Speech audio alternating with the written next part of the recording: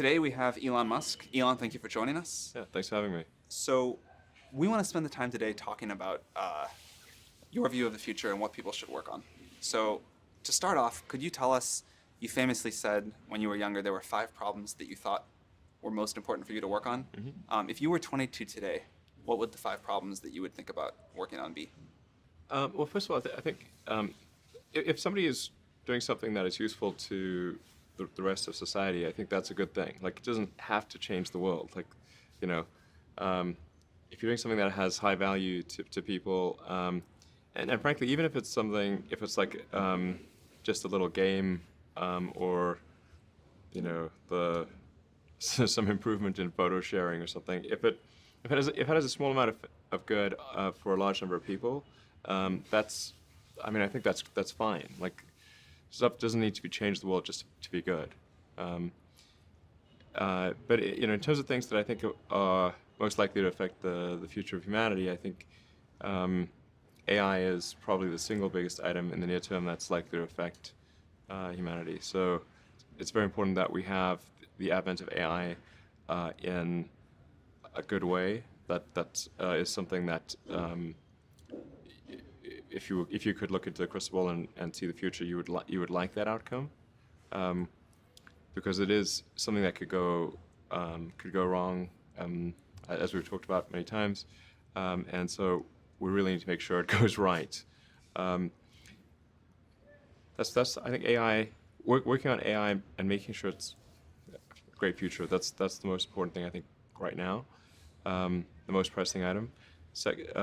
Then obviously anything to do with genetics. If you can actually solve genetic diseases, if you can prevent dementia or Alzheimer's or something like that, with genetic reprogramming, that would be wonderful. So I think there's genetics. It might be the sort of second most important item.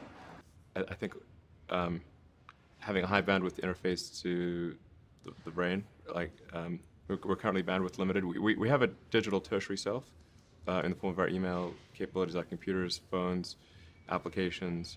We're effectively superhuman, but we're extremely bandwidth constrained in that interface between the cortex and your sort of that tertiary digital form of yourself. And helping solve that bandwidth constraint would be, I think, very important for the future as well.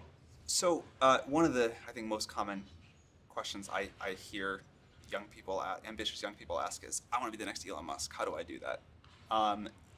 Obviously, the next Elon Musk will work on very different things than you did. But what have you done, or what did you do when you were younger that you think sort of set you up to have a big impact?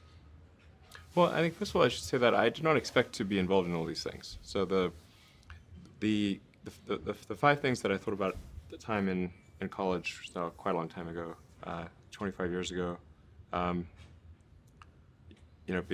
making life multiplanetary, accelerating the transition to sustainable energy, the internet, broadly speaking, and then genetics and AI. I think I didn't expect to be involved in all of those things. I actually, at the time in college, I sort of thought helping with electrification of cars was how I would start out, and that's actually what I worked on as an intern, was advanced ultracapacitors to see if they would be a breakthrough relative to batteries for energy storage in cars. And then when I came out to go to Stanford, that's what I was going to be doing my grad studies on, was working on advanced energy storage technologies for electric cars. And then I put that on hold to start an internet company in '95, because there does seem to be like a time for particular technologies when they're at a steep point in the inflection curve, and I didn't want to do a PhD at Stanford and watch it all happen, and I wasn't entirely certain that the technology I'd be working on would actually succeed. Like, you can get a doctorate on many things that ultimately do not have a practical bearing on the world, and I wanted to I really was just trying to be useful. That's the optimization. It's like, what can I do that would actually be useful? Do you think people that want to be useful today should get PhDs? Mostly not. So what is Yeah. what is the best way to be Some useful? yes, but mostly not. How should someone figure out how they can be most useful? Whatever this thing is that you're trying to create, what would be the utility delta compared to the current state of the art times how many people it would affect? So that's why I think having something that has a makes a big difference but affects a sort of small to moderate number of people is great. As is something that makes even a small difference but affects a vast number of people. Like the area Yeah. under under the area curve. under the curve. Yeah, exactly. The area under the curve would actually be roughly similar for those two things. So it's actually really about just trying to be useful and And then matter. when you're trying to estimate probability of success, so you say this thing will be really useful, good area under the curve. I guess to use the example of SpaceX. When you made the go decision that you were actually going to do that, this was kind of a very crazy thing at the time. Very crazy, Very for sure. crazy. Yeah, people are not shy about saying that. But I kind of agree. I agreed with them that it was quite crazy. Crazy if the objective was to achieve the best risk-adjusted return, starting a rocket company is insane. But that was not my objective. I'd simply come to the conclusion that if something didn't happen to improve rocket technology, we would be stuck on Earth forever. And the big aerospace companies had just had no interest in radical innovation. All they wanted to do was try to make their old technology slightly better every year, and in fact, sometimes it would actually get worse. And particularly in rockets, it's pretty bad. Like in '69, we were able to go to the moon with the Saturn V, and then the space shuttle could only take people to low Earth orbit, and then the space shuttle retired. I mean, that trend is basically trends to zero.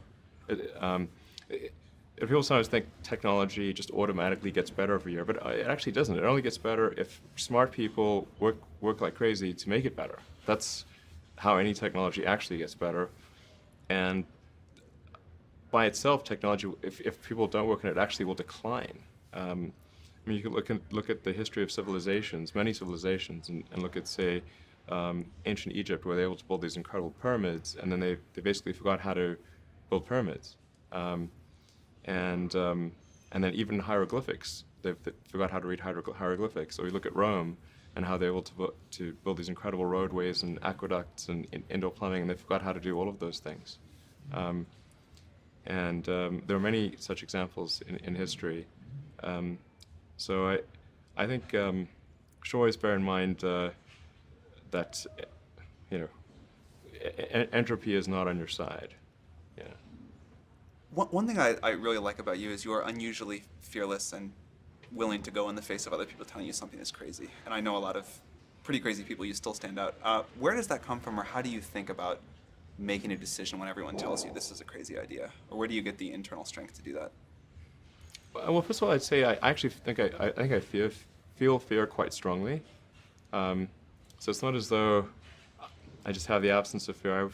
I feel it quite strongly. But there are just times when something is important enough, you believe in it enough, that you do it in spite of the fear. So speaking of important things, like people shouldn't think people shouldn't think, well, I feel fear about this and therefore I shouldn't do it. It's normal to feel fear. Like there'd have to be something mentally wrong if you didn't feel fear. So you just feel it and let the importance of it drive you to do it anyway.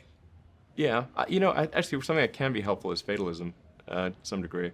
If you just accept the probabilities, then that diminishes fear. When starting SpaceX, I thought the odds of success were less than 10%, and I just accepted that actually probably I would just lose everything. But that maybe would make some progress if we could just move the ball forward. Even if we died, maybe some other company could pick up the baton and keep moving it forward, so that would still do some good. Same with Tesla. I thought the odds of a car company succeeding were extremely low.